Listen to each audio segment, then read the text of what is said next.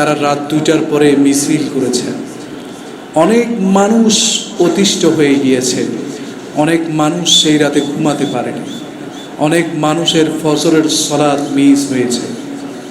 আর আপনি আপনার প্রিয় দল 7 আপকে নিয়ে আপনি কি করছেন? ঠিক কিনা বলেন? নিজে করবা চরম জিল্লতির কাজ, নিজে করবে মানুষকে কষ্ট দেওয়ার কাজ, নিজে করবে আল্লাহর বিরোধিতা, নিজে করবে আল্লাহর সাথে গাদ্দারি। আর যখনই তুমি বিপদে পড়বে তখনই তুমি আল্লাহকে দোষারোপ করে নিজের পরিচয় দিচ্ছ। ঠিক কিনা বলেন? তারা রাত 2টার পরে মিছিল করেছে। অনেক মানুষ অতিষ্ঠ হয়ে গিয়েছে, অনেক মানুষ সেই রাতে ঘুমাতে পারেনি, অনেক মানুষের ফজরের সালাত মিস হয়েছে। আর আপনি আপনার প্রিয় দল 7 আপকে নিয়ে আপনি কি করছেন? মিছিল দিচ্ছেন। আপনার প্রতি আল্লাহর লানত, আপনার প্রতি আল্লাহর গজব, আপনার প্রতি আল্লাহর জিল্লত সবই আসবে। আমি দিচ্ছি না, মানুষ দিচ্ছে। কতগুলো মানুষ যারা এই ধরনের কাজ করে, মানুষকে কষ্ট দেয়, আল্লাহর কথা শুনে না, তাদের কি করুণ পরিণতি হয় আজকেই সেটা আমরা জানবো ইনশাআল্লাহ। আল্লাহ সুবহানাহু ওয়া তাআলা সেটাই বলছেন, যারা আল্লাহর শরণ থেকে বিমুখ হয়ে যায়, যারা আল্লাহর শরণ থেকে দূরে থেকে যায়, আল্লাহর কথা শুনে না, আল্লাহ যেটা বলেন তার বিরোধিতা করেন, তুচ্ছ মনে করেন, আল্লাহর কথাকে অতি তুচ্ছ তাচ্ছিল্য করেন, তাদের তারা উভয় দুর্বিষহ জীবনযাপন করবেন। তাদের রিজিককে আল্লাহ সংকট করে দিবেন, তাদের রিজিককে আল্লাহ ছোট করে দিবেন। জোরে বলেন নাউজুবিল্লাহ। এরপরে যখন জিল্লতি আসবে তখন আপনি নিজের দোহাই দিবেন না, তখন আল্লাহকে আপনি অভিযোগ দিবেন, হে আল্লাহ, আমার সাথেই বুঝি সব কিছু তুমি পারো। ঠিক কিনা বলেন? নিজে করবা চরম জিল্লতির কাজ, নিজে করবে মানুষকে কষ্ট দেওয়ার কাজ, নিজে করবে আল্লাহর বিরোধিতা, নিজে করবে আল্লাহর সাথে গাদ্দারি। আর যখনই তুমি বিপদে পড়বে তখনই তুমি আল্লাহকে দোষারোপ করে নিজের পরিচয় দিচ্ছ। ঠিক কিনা বলেন? নিজের পরিচয় জানো না তুমি কি করেছো? তোমাকে বারবার বলা হয়েছিল, তোমাকে বারবার সতর্ক করা হয়েছিল, তোমাকে আল্লাহর কথা স্মরণ করে বারবার বলা হয়েছিল, কিন্তু তুমি আল্লাহর কথার ধার ধারণি।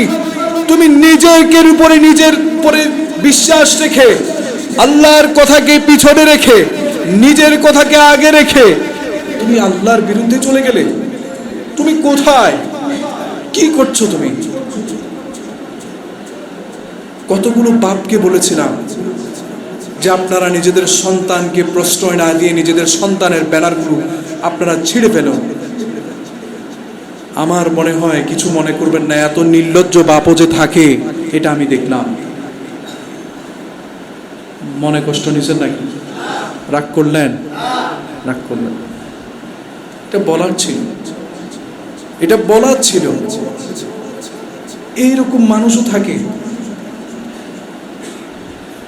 আল্লাহ সুবহানাহু ওয়া তাআলা সূরা তাহার 124 নম্বর আয়াতে আল্লাহ বললেন, ওয়ামান আ'রাদা আন যিকরি ফাইন্না লাহু মাঈশাতান তানকা ওয়া নাহশুরুহু ইয়াওমাল কিয়ামাতি আ'মা। আল্লাহ সুবহানাহু ওয়া তাআলা বললেন, আর যে আমার শরণ থেকে মুখ ফিরিয়ে নেবে, আমি আল্লাহ তার জীবিকা, তার রিজিককে আমি আল্লাহ সংকীর্ণ করে দিব, ছোট করে দিব। সে তার রিজিক হারাতে থাকবে। আর আল্লাহ বললেন, আমি তাকে কিয়ামতের দিন অন্ধ করে কিয়ামতের মাঠে আমি তাদেরকে উত্থিত করব, কিয়ামতের মাঠে উঠাবো। কিয়ামতের দিন সে অন্ধ অবস্থায় থাকবে, মানুষ দেখে তাকে চিনবে। এই বুঝি আল্লাহর সাথে গাদ্দারি করা ব্যক্তি, এই বুঝি আল্লাহর আয়াতকে তুচ্ছ তাচ্ছিল্য করা ব্যক্তি, এই বুঝি আল্লাহর আয়াতকে নাফরমানি করার ব্যক্তি, এই বুঝি আল্লাহর আয়াতকে যারা শুনেনি, আল্লাহর উপদেশ যারা শুনেনি, সেই ধরনের ব্যক্তি বুঝি আজকে তাদের সাথে যদি মিলিত হয়ে হয়ে যায়, না জানি আমাদের কি হয়ে যাবে। এই জন্য ভালো মানুষগুলো, মুমিন বান্দারা সবাই এই অন্ধ লোকগুলো থেকে দূরে থাকবে। জোরে বলেন নাউজুবিল্লাহ। যারা আল্লাহর স্মরণ থেকে দূরে থাকে, আল্লাহর সাথে গাদ্দারি করে, তাদের জন্য আল্লাহ কি দিলেন? দুইটা কি দিলেন? শাস্তি দিলেন। দুনিয়ার জমিনে আল্লাহ তাদের রিজিককে কমিয়ে দিবেন, এবং আল্লাহ তারা যখন পরকালে উঠবে, কিয়ামতের দিন তাদের চোখগুলোকে অন্ধ করে তাদেরকে কিয়ামতের ময়দানে হাজির করাবেন। জোরে বলেন না নাউজুবিল্লাহ।